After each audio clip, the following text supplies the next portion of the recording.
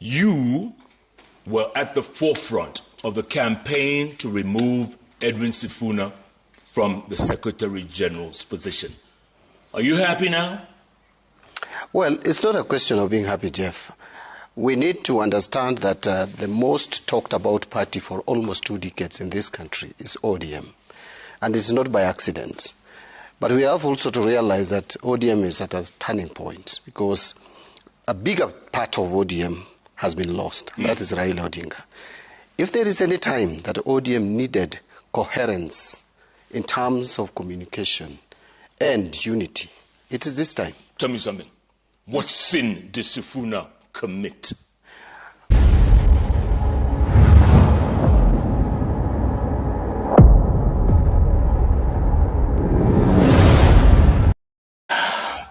Welcome back, ladies and gentlemen, and thank you very much, guys, for your greatest support. Now, fellow Kenyans, allow me to start by saying this, that you see right now, anybody who is preparing to go to Citizen TV, especially the JK Live, when you want to go for an interview with the JEPH KOINANGE, you have to be very much prepared for anything. You have to be very much prepared. Actually, for those who've gone there without proper planning, somebody like Aden Duale, and then yesterday night we had got John MBADI. Those people can explain to you, can tell you exactly what the experience that they had. Because, you know, Kitambo, JEPH was never like this. And I saw a lot of people asking questions that kwani JEPH alibadilika. You know, right now JEPH is asking questions that need to be asked. Like for instance, I remember when he asked Aden Duale that where is the 11 billion Kenya shillings? Ameiba, yeye ni mwizi ama ni nini? Yesterday night, of course, you know, after the removal of SG Edwin Sifuna as ODM SG, it has really brought a lot of tensions here and there. And it happened that one of the people that were campaigning for the removal of Edwin Sifuna as the SG was John MBADI. And he went for an interview on Citizen TV. Surprisingly enough, JEPH akamkuta. Akaanza kumuuliza maswali that you are really campaigning for the removal of Edwin Sifuna as the SG of ODM. What did he do? Can you explain to us what he really did that made you remove him as the SG of ODM? Now, in this video, I want you to listen to what really happened. For those who, if at all maybe you missed the interview, you can watch it from the beginning up to the end. Point where JEPH KOINANGE is telling John MBADI, shut up. Shut up, John MBADI. You know, JEPH amekuwa mtu mbaya sana. JEPH acheki na watu. Anamwambia John MBADI, shut up. Listen to me, I'm the one conducting this. This is my interview. I'm the one conducting this interview. It is very wonderful, by the way. Some things like this, unajua vitu kama hivi saa zingine zinaweza zikafanya mtu ujiulize kwa nini ulienda.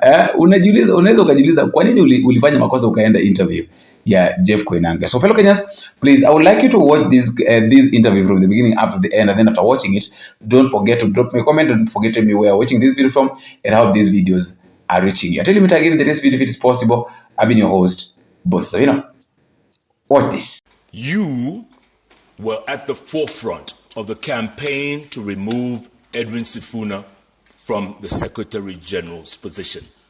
Are you happy now? Well, it's not a question of being happy, Jeff. We need to understand that the most talked about party for almost 2 decades in this country is ODM. And it's not by accident. But we have also to realize that ODM is at a turning point because a bigger part of ODM has been lost. That is Raila Odinga. If there is any time that ODM needed coherence in terms of communication and unity, it is this time. Tell me something. What sin did Sifuna commit? What sin did Sifuna commit? Sifuna is supposed to be the spokesperson of the party. When you are a spokesperson of the party, you don't speak your mind to the public, contrary to what the party has resolved. What you speak is what the party has resolved. So your mind, you speak in the meeting. If it is central committee, you express yourself. Once a decision has been taken at the central committee or national executive committee, that binds. If you don't want to communicate that position, the best thing, the most honorable thing you do is to quit that position. Mambo ni tofauti. Completely. Tell me something. Is ODM stable under Oburu Odinga? Let me tell you, I think ODM could not have gotten a better choice than Oburu Odinga. And Oburu will never be Raila. He's not Raila. Raila had built his stature over the years. From the time he was in prison for so many years, to the time he went to exile, he came back. He has been in the trenches and suffered and braced the tear gas and all that. And has won election many times, denied the win. And Raila Odinga had a way of communicating here, traversed this country. That's not Oburu. Oburu has taken a different route. He has been in politics almost as long as Raila has been. He's Raila's elder brother. But I will tell you, Oburu is a very stabilizing factor. When you see Oburu now get worked up, you must know that things have really gone into, gone to his nerves. Oburu, first, one thing that you need to know with Oburu is a very sharp and intelligent mind. Very keen listener. And by the way, Raila used to rely a lot on Oburu's advice. Those of us who have been close to Raila, we know that. And even this broad-based government that we have today, it was negotiated by Oburu. Oburu was the chairman. He was leading the team that Raila tasked with the responsibility. That's why he wants to stay in it through 2027. Because he knew he made the right decision by advising Raila that they should be there in the broad-based government. And he knows why Raila chose to go into the broad-based government. So he probably understands this better than many of us. And so I know that Oburu is a character that can steer the party. At 82. But there are people who have steered this party. Raila was steering the party and he turned 81. So what's the difference? It's 1.5. Are we expecting more changes? What happens to Babu Owino? What happens to Governor Orengo? You know, there are people who don't hold substantive positions in the party. If they do hold substantive positions in the party, and their sentiments and remarks is causing disharmony in the party, then of course they should follow suit. But remember, Sifuna was not just any other member. This is the Secretary General of the party. And let me tell you, Jeff, and my position has always been that sometimes we pretend a lot. The direction Sifuna had taken, any senior party official in this country, and the history is full of these examples, who has taken such a trajectory, has never remained in that political party. So it was actually a waste of time expecting a miracle out of nothing, to expect that Sifuna would still remain in ODM. He wouldn't. What about, why not just reprimand him? Or do you think he was a loose cannon? I am not sure whether he hasn't been reprimanded or what exactly reprimand means here. Because we have different ways of reprimanding party officials. Parties don't go out to shout to Kenyans that we are reprimanding our party leader or we are reprimanding our Secretary General or the chairperson.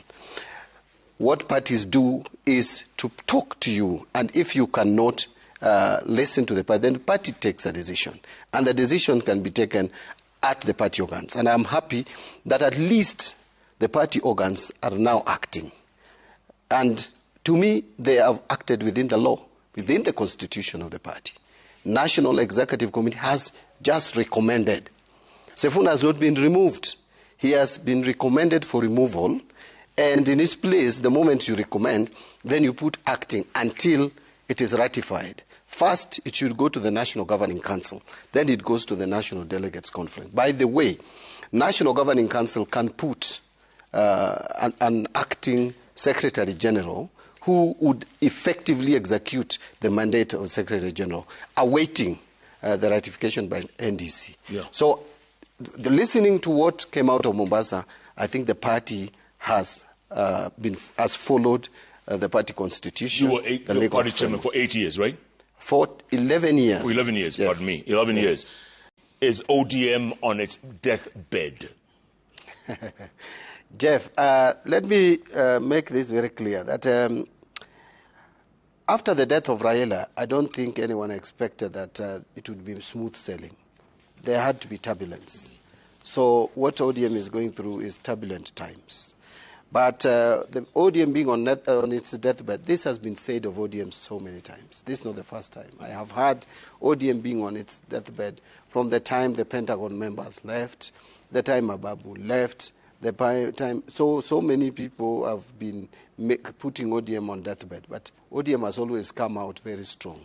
And it remains the strongest party in this country, which has outlived all the other political parties, including Mama Nababa, the Independence Party. ODM has the second largest membership in both houses of parliament and even in the Council of Governors. And only compared to UD, and remember, almost after elections, the parties that form the government come out like they're the biggest party. But again, ODM then overtakes them in the next election. So I'm not wishing any bad luck to UDA because they are now our partners and we are working together. But ODM will outlive any other political party in this country. And I will tell you that ODM has just won 3 critical parliamentary seats. After the death of Baba, we won the seat at the coast, remember? Yes. Magarini. Magarini, my friend, won Kombe, won overwhelmingly. In fact, beyond, actually, the person who followed him got less than 50% of his votes. Yet, in the last general election, he won with about 46 votes against the same candidate, who decided now to decamp from UDA and go to DCP. And because of the wrong choice of the party, it was disaster. Now, you come to Kasipul, again, it was an overwhelming win for our candidates as members of ODM. And Jeff, I'm still a member of ODM. You're 100% there. And I'm 100% there. And then Ugunja the same. So this is not a party that you are saying is dying anytime soon. This is a very resilient party, very strong. And I will tell you, in 2027, what ODM needs is just stability. And people who really believes and knows where we want to go to. And who are honest about the future of the party. Not these talks about we have to field a presidential candidate. You know, a presidential candidate cannot be amorphous. Someone must come up. So if you want to be a presidential candidate, come forward and tell us, I'm a member of ODM number such and such, life member, I want to be a presidential candidate. I will consider you. Yeah. I will think about you. But this amorphous talk that, ODM is the biggest party, we must form the government, those are rhetorics. We need real politics, hard politics on the ground, Jeff. Some of us are used to hard politics, correct, real ones. Correct. Not theoretical, not book politics. Kwa ground. Not academic politics. Kwa ground. Ground. Mambo ni tofauti. Completely. Take some time. What do you think of Winnie? What do I think of Winnie? She's Raila's daughter. That's it? Yeah. Can she take over ODM one day? Does she want to take over ODM? You know, leadership is not something that you force on someone. If I don't want to take over leadership or I don't want to be in leadership, you can't force me. Winnie is a young, strong-willed girl. And right now she's an MP, East African Legislative Assembly. She can build herself, depending on how she plays her politics, and get either back to the local scene, maybe win a parliamentary seat or win a gubernatorial or whichever seat she's interested in. I've never shared with her. Then later on, she can be somebody big. You don't have to lead ODM. You can be somewhere in the party. I've led ODM as a chairman of the party, not as a party leader. She could come in as an official of the party. And work her way up. And if members agree, then she will be there. And we expected Raila to steer it. In fact, no one expected Raila to die. So Raila could have steered this party to 2027 and even beyond. When are you all going to hand over to the next generation? That handover will come, Jeff. You can't force handover. You know, let me tell you, leadership is not something that you just wake up and announce yourself, that now it's not Baba, it is MBADI. It doesn't work that way. Leadership comes, and it comes pole-pole. And I will tell you, when the time comes, you can't resist it. When Jaramogi died, there were so many characters. There were so many people. There were so many experienced politicians. Yeah. I remember that time, Jeff, when Raila died. Paul Mwite and Gitopo Imanyara had just technically left the party. But we had Wamalwa Kijana, we had Ouma Moga, we had Raila Odinga, we had James Orengo, we had Anyang' Nyong'o, we had Mukisa Kitui. You can name it. There were so many people. Well, they were young, but fairly experienced. And by the way, Raila was not even ranking top if you look at the composition of people who were in Fort Kenya. But yes, the acting party leader was pronounced immediately. That was Jana Wamalwa. Yes. But later, his deputy was Orengo. And those of us who believed that Raila would lead us better, we prompted Raila, and Raila ended up not leading Fort Kenya, but formed his party, NDP.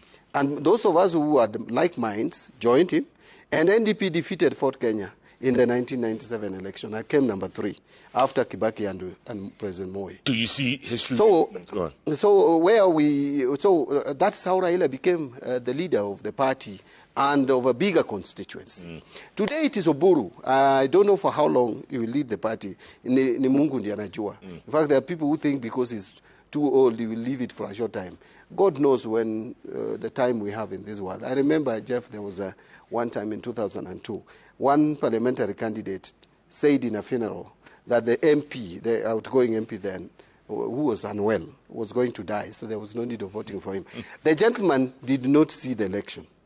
That was 2002. And the guy he said would die is today still alive. 2026. Yes. 24 years later, and it's still very strong, I will tell you. So, you know, who is going to die when is God's prerogative. Yeah. Now, Oburu will lead this party, during which time another leader, a younger leader, will emerge. And that younger leader will not just emerge in a day. Even Raila, by the way, did not take over from immediately after the death of the father. It took him about 2 years plus. From 1994, January, when Jaramogi died, to 1996, December.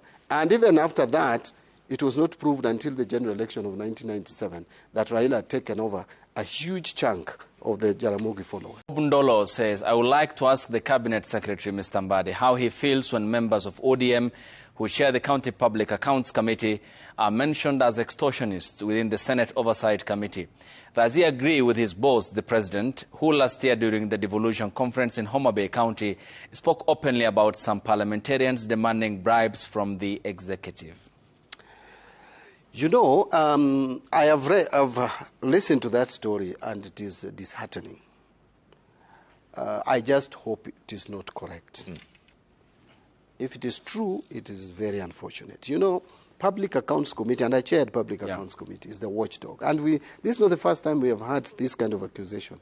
Remember, in the National Assembly, chaired by Ababu Namwamba, Public Accounts, and I was a member of that committee.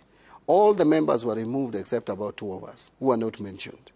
The rest who were mentioned were removed from the committee. It was a very sad thing. But you see, this is the watchdog, the one committee that is the longest in history of this country, Public Accounts Committee. And if it can be mentioned adversely, it is very unfortunate. But I will tell you that extortion is not, this accusation on extortion is not new.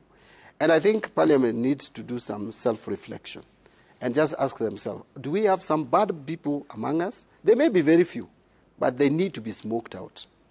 And it's unfortunate that the names that were mentioned, largely some ODM members. I just hope it is not correct. But you see, some of these people, they come out and harass witnesses very, very badly, very, very strongly, when their intention is totally different. That is unfortunate. Yeah. I remember a time, my former Secretary General, immediate former Secretary General, almost tried to embarrass me in a parliamentary for nothing. I was just asked to explain. And then he starts shouting. You know, parliamentary procedures, by the way, I never shouted to any accounting officer, any witness. You are not supposed to shout. You are not supposed to abuse a witness. You are supposed to ask your question with decorum. That is what the standing order says. But when you see some of these people coming to shout at you, some even walking out, like what Honorable Nyonka did, then the intention is different. Yeah, there's something else that they want. Either it is politics, or they are trying to scare you to be susceptible and intimidate you and get you to other things. Yeah. That's very unfortunate, and I hope the Senate will deal with this. Unfortunately, they have also mentioned my friend and Senator Moses, who is a very solid leader. And that's why I'm praying that, Jeff, we wanted Sifuna to be Secretary General. We had, that time he was even younger. Today he's a bit moderated. You remember even how he took over the position. He actually, when he was taking over this position, it was a coup. Like a coup, yes. And he said, Babu Namwamba is saying he has been given a loaded gun. He should load it. I will load the gun myself. And went and almost literally kidnapped the party headquarters. But we told him to relax. And yeah, we saw someone with enthusiasm who could run the party. But when he started, we saw some kind of challenges. And we sat down with him and told him, my friend, now you are the Secretary General of the party. You shouldn't contradict. There was a time he contradicted me twice or thrice. And of course, I was communicating decision from the party leadership. And he contradicted me about twice or thrice. And Baba reprimanded him quietly in our meetings. And then he relaxed. Later, we found a formula. We could work. I understood him also, that he was a young man coming with a lot of energy. But now I expected him to now have outgrown all these other whatever and became Secretary General who would be humble enough to accept that there are things that you can say in rallies and things that you can say in the boardroom. There are a lot of things we disagreed a lot in that party, even sometimes telling Baba that we don't agree with you on this. And by the way, we changed Baba's opinion on a number of things in the party. Contrary to what people thought that Raila Odinga was a dictator, he wasn't. Actually, if there was any leader who was very consultative when it comes to managing party affairs, it was Raila Odinga. But once we agreed that this is the direction we are taking, and a lot of those decisions, some of them were very unpopular at the beginning. But as we moved on, people saw the sense and the need. So if party has taken a position, in my view, even if you feel it is a wrong one, either you support the position of the party or then you exit. So I am fairly disappointed because I thought as the longest serving chairman of the party, we were leaving a party that was cohesive enough that even in the absence of Baba, we would still have the party running smoothly. It seems like you're disappointed in the young Turks, the Babu Owinos, the Winnie Odingas, the Edwin Sifunas. Those are the young Turks. That's the future of the party. No, I'm not disappointed with the young people. There are so many young people in the party as well. That party, by the way, doesn't just have those names. We have even the youth league in the party, and they're doing a fantastic job. I don't see, well, I may disagree with some sentiments, but what I don't agree with is showing disrespect to the party. And as I say, Jeff, not that we agreed with all the decisions of Raila Odinga as a party leader, but once a party leader, and the constitution of the party is clear, once a party leader communicates, especially in cases of forming alliances, that responsibility rests with the party leadership, the party leader. Then you need to show some decorum and respect. When you come here and start questioning how Oburu Odinga was made party leader, and you know that the processes have been followed. Because when the party leader passes on, or any party official, the way to replace that is through NEC. And then NEC proposes to National Governing Council. Then National Governing to NDC. And ODM, in filling the position of Baba, took the matter to NEC immediately. And NEC resolved. And most of the membership of NEC, the attendance was overwhelming. Then it went to National Governing Council at the coast. And they ratified. So they were waiting now for NDC to endorse that decision. And then you are questioning. So what did you expect the party to do? And you are the Secretary General of the party. The other disappointment that I had is where he collects people who are basically left the party, technically. One was named the other day as Secretary General of Azimio. We all know where we stand with Azimio. The Azimio that is remaining, or the Azimio they were talking about, I may say, is Azimio which is now controlled by Kalonzo Musyoka. In fact, Rigathi Gachagua, who has never been part of Azimio, is also there. Uhuru Kenyatta, and all these people, we are not aligned with them as a party. Or at least Baba left when he was not aligned with them. And it was not a secret. I hear people saying, Baba didn't say this, Baba said this. But at least I know, because it is public, that Baba had an arrangement with William Ruto to work in broad-based government up to 2027. That is not in dispute. And he chose it himself. And we ratified it. The young thugs. And then you find one of the young thugs called some of us Shenzi. You know, Jeff, I put it this way. I may be Shenzi, but I'm not a drug addict. That at least I know. Asubuhi, I don't smoke bangi. Mchana, I don't smoke bangi. Jioni, I don't smoke bangi. So you call me Shenzi. That my Shenzi has not taken me to smoking, to taking drugs, which would destroy you and your thinking as a leader. So we all have weaknesses. I may be Shenzi, but you are also a drug addict, and we know it. It says, ask the CS again if he is really happy that Edwin Sifuna has been fired as the SG of ODM. You've answered that. Very excited. You're very excited? Very excited. I will tell you, in fact, I'm one of the people who has been I've been so depressed when I was seeing what Sifuna was doing for ODM.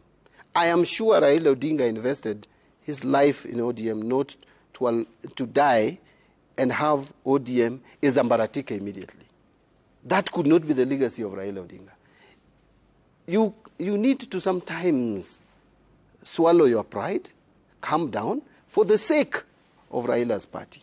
If you are claiming to respect Raila and you want to destroy his party months after his death, about 5 months, 4 or 5 months, it's not fair to his legacy. I am very excited. Even if he had so many people, I'm told they're saying there were a lot of supporters. Let us see how many supporters are remaining in ODM. Because we also have supporters. Let us remain with our few supporters in ODM, but a solid party. Okay. I tell you, Nimungu, that's why I told you, it's God who knows when we'll die. Thank you. Yes. Yes. Nimungu. They had killed me last year. Oh, yeah. I remember that. Yes. Yeah. Na Lazaro akafufuka. Yes. And Jeff, you know what? People hope for your death.